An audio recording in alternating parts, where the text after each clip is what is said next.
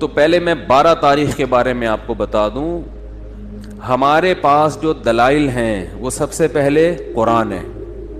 ایسا ہی ہے نا؟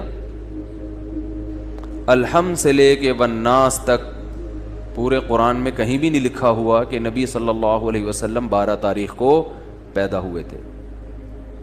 آپ کہہ سکتے ہیں تو بہت سی چیزیں نہیں لکھی, تو چلو جو نہیں لکھی وہ پھر حدیث میں آتی ہیں. احادیث ہم دیکھتے ہیں تو کوئی ایک صحیح روایت بھی, صحیح حدیث بھی اس بارے میں نہیں ہے کہ آپ صلی اللہ علیہ وسلم 12 ربیع الاول کو پیدا ہوئے. آپ کو معلوم ہے آج کل انگریزی تاریخوں سے عربی تاریخ اور عربی سے انگریزی نکالنا آسان ہے یا نہیں؟ آپ اپنی ڈیٹ آف برتھ لکھیں, گوگل سے پوچھیں کہ جس دن میں پیدا ہوا ہو اس دن اسلامی تاریخ کیا تھی, گوگل بتائے گا کہ نہیں بتائے گا؟ گوگل بتا دے گا بھئی یہ بن رہی ہے.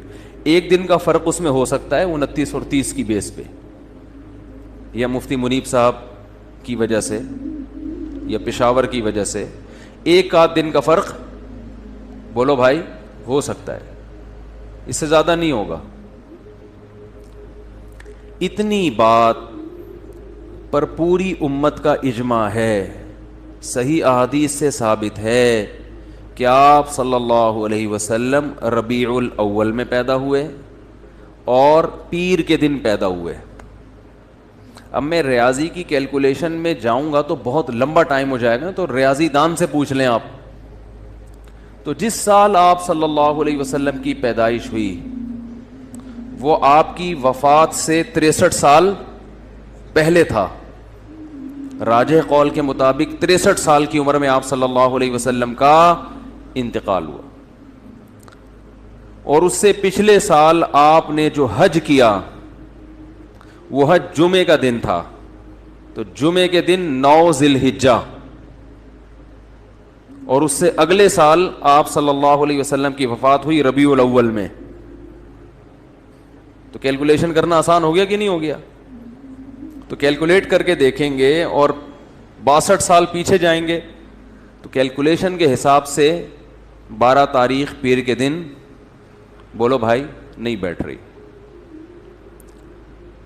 لیکن چلو کوئی ریاضی دان کھینچ تان کے کچھ 62 کو 63 کر دے, 63 کو 64 کر دے, کچھ کر آ کے چلو فرض کر لو کہ بھئی امکان تھا. تو ہم تو سب سے پہلے کسی بھی واقعہ کے لیے مورخین کو فوکس کرتے ہیں یا حدیث کو. ہسٹری سے جس چیز کا تعلق ہے وہ یا تو حدیث میں ہوگی یا تاریخ دان بیان کریں گے. تو مورخین کی رائے میں اچھا خاصا اختلاف ہے, تھوڑا بہت نہیں. ان میں کسی ایک رائے کو ترجیح دینا آپ کے لیے صرف تاریخ کو اگر دیکھو گے تو ممکن نہیں ہے, حدیث کو دیکھو گے تو حدیث میں ہے ہی نہیں. تو اس بات کا امکان ظاہر کیا گیا ہے جو ماہرین محققین کہ 8 یا 9 ربیع الاول کا امکان زیادہ ہے آپ کی پیدائش کا دن ہونے میں.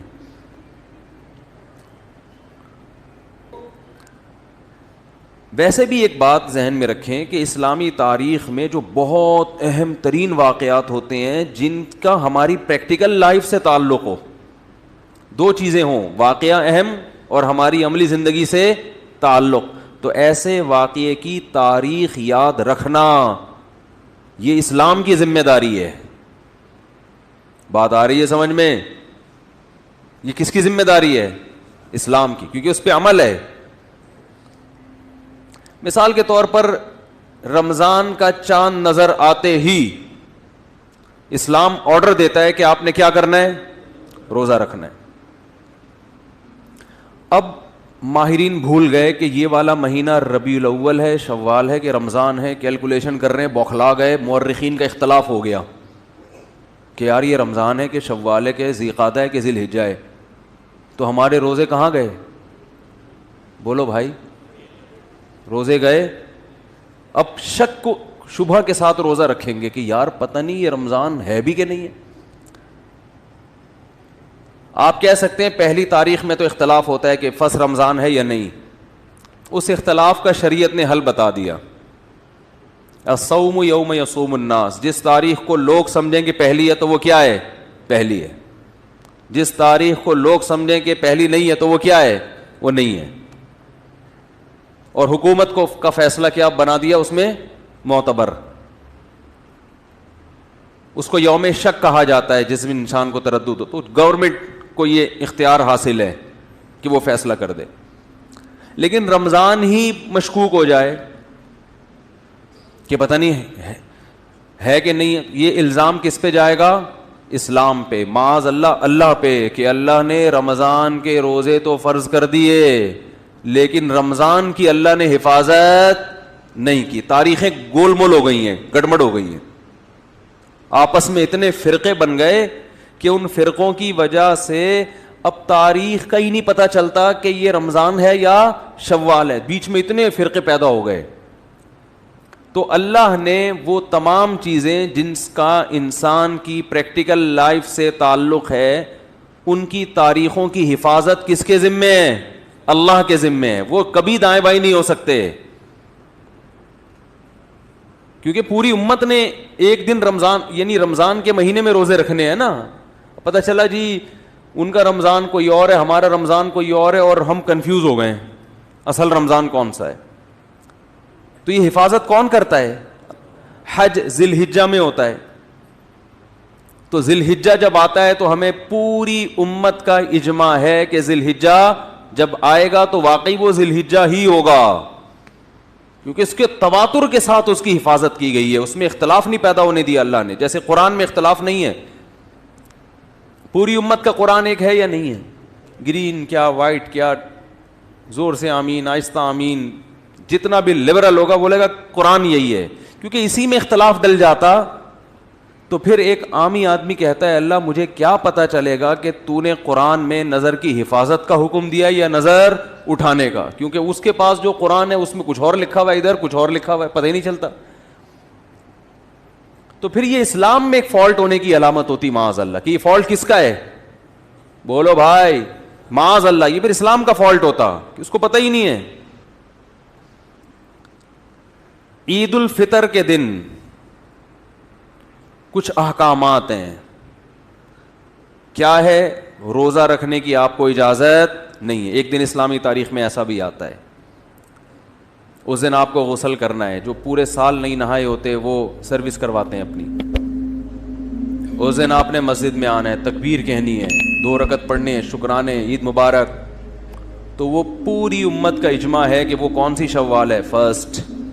اس میں اللہ نے اختلاف نہیں ڈالا کہ وہ فرسٹ ہے.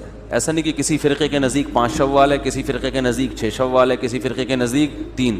یہ چیزیں اتنی تواتر کے ساتھ بیان کر دی گئی ہیں کہ اس میں اللہ نے ذمہ داری لیے گویا کہ میں اس میں امت میں اختلاف پیدا نہیں ہونی. تو بیسک ہے نا, بیسک میں ہی ہو گیا تو یہ عامی آدمی غیر مسلم تو پاگل ہو جائے گا. وہ تمہارا تہوار کون سا, میں تو یہی سمجھ میں نہیں آ رہا, کیا خیال ہے؟ وہ تو پاگل ہو جائے گا نا. اسلام کے 5 ارکان ہیں,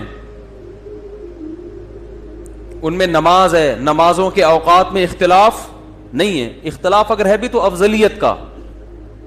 سب کو پتا ہے ابھی ظہر کا وقت ہے, ساری دنیا میں جب یہ ٹائم آئے گا تو کون سا وقت ہوگا؟ ظہر کا. تو جو بیسک چیزیں ہیں جن کا ہماری پریکٹیکل لائف سے ان تاریخوں کا تعلق, اور قرآن میں اللہ نے فرمایا قل ہی مواقیت للناس والحج, چاند کی جو منزلیں ہیں ہم نے لوگوں کے عبادتوں کے اوقات کے لیے متعین کر دی ہیں. چاند کا گھٹنا بڑھنا